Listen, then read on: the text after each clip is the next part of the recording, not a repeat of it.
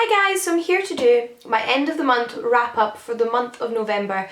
I read very little this month. I mean, I'm still happy with the amount I read, but in comparison to what I would usually talk about in a video, it's quite little because it's only 3 books. So hopefully this video shouldn't be too long, but I do have plenty to say about each book, so who knows. Thankfully they were at least all pretty good books. I had a 5-star and 2 4-stars, so I can't complain, but it's just been crazy busy. The first book I read was actually in the space of one day, the 1st of November, and that was One by Sarah Crossan. I'd read the first maybe 5% on my Kindle of this a few days previously in October and not really gotten into it, and then something about the 1st of November, I think it was, when I picked it back up and started reading it again, I couldn't put it down. I read it in one sitting. I got completely hooked in, and that was me. I was a goner. A couple hours of my life snatched away like that. This you might have heard of. It's been nominated for a lot of awards, and it's a young adult book but told entirely in verse. So it's like one long continuous poem, but it's very accessible if you haven't read any poetry at all. It's really not overly convoluted or anything like that. It's very easy to read, but the structure does make for the kind of book where you find it almost impossible to put it down because you just keep going and going and going along with it. And it follows a pair of conjoined twins who right at the beginning of the book start school for the first ever time. They're teenagers and they've been homeschooled until this point in their life, but they go to their first ever secondary school, and it's about that, and then also what comes a little bit later, which is the potential that they may have to be separated. It's told entirely from the perspective of one of the twins, and it's a very emotional book, of course, but not a book of tragedy after tragedy after tragedy, just very visceral and real and emotive. And I was just thoroughly impressed by this novel. Can I call it a novel since it's in verse? I don't know, but I would highly recommend it, especially to anybody that reads a lot of YA and is maybe thinking of trying more poetry. It's quite a good in that sense, but in general I just think it was a really well executed book and I just would really recommend it, although it took me that first little bit to get into. The next book I listened to an audiobook, but I do have a physical copy because I'm giving this to someone for Christmas, and I've probably ruined it by mentioning it in a couple of videos now, but I think they know. And that's Girls Will Be Girls by Amir O'Toole.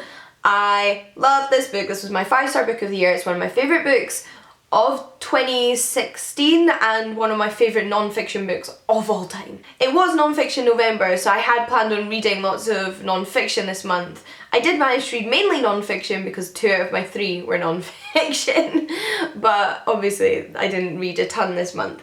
This one though, I'm so glad I picked it up. This is the Feminist Orchestra book club read for December, so if you're planning on reading it this month, I know I cheated, but I'm well up for chatting about it because so many thoughts. This book was perfection for me. It just handled almost every single topic it tackled exactly the way I would have wanted it to, and it made me think so much. Some of it I knew and was familiar with the concepts of or had similar experiences to, and others, it just got so much more deep in there than I'd really gone before, but it was in a really accessible way. I think this book is for anybody who's already familiar with sort of gender studies and gender theory, but also first trying to get into gender theory. I think this is a great place to go. It's a very recent book as well, so it's very up to date and current. But the author herself even has a PhD in gender theory, so you are getting somebody's voice who's very knowledgeable and has done a lot of research and has put a lot of thought into these things and is presenting them in a really balanced and researched way, but with some of her own anecdotes from her life entwined in there in a really successful way, which makes it really, really relatable. And although it's being written by somebody who is generally perceived as a woman in society, it isn't just about female gender, it's about gender as a whole, and it's also about queerness, and it's beautiful, and it really touched me and I really identified with it. I could almost cry with just how happy it makes me, although it's really depressing how damaging gender roles and gender stereotypes can be in society. The way this book frames it all is in such a positive way that just makes you think, you know, there is some hope out there Amy O'Toole is on it, and I just related to so much of what she was saying in this book. So I don't know what else I can say. I love this book so much.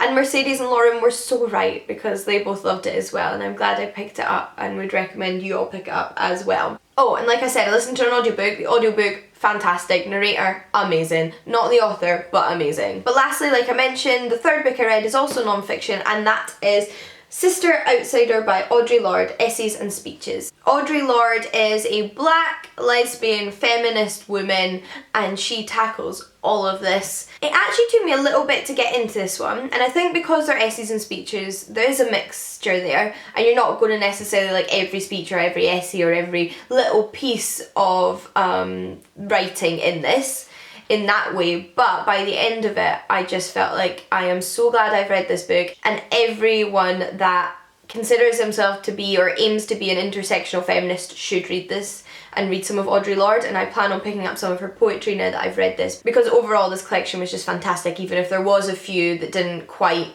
have as much of an impact on me as others. This book is essentially about intersectional feminism in the abstract. It's about how white feminism sometimes leaves out and has historically left out people of colour, but also how what is just commonly known as white feminism is also middle class, upper class feminism that leaves out working class women. I mean, if you can think about the suffragette movement, which was an amazing movement, but a lot of the most prominent groups in that movement were only really fighting for the rights of women of a certain station.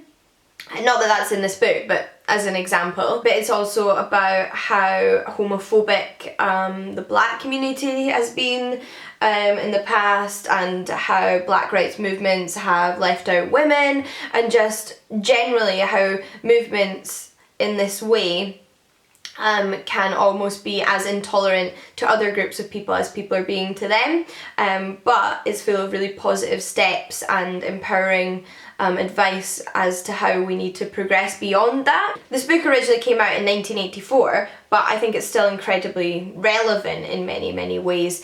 Audre Lorde did die in the 1990s of cancer, but she has left an amazing legacy behind her. But like I said, I did read 3 books in November, and those are the 3 books. Good books though, and I hope you enjoyed hearing about them all. I'd love to hear your thoughts on them if you have any. They're all books that have a lot of potential discussion lying there within, so I'd love to hear from you. Oh, and if you did take part in non-fiction November, how did your month go? Did you read more non-fiction than usual? Did you read mostly non-fiction during the month? I'd be interested to hear. And if there's anything amongst those books that you read and really enjoyed, I'd love to hear your recommendations as well. But until next time guys, happy reading, and I'll see you all again soon. Bye!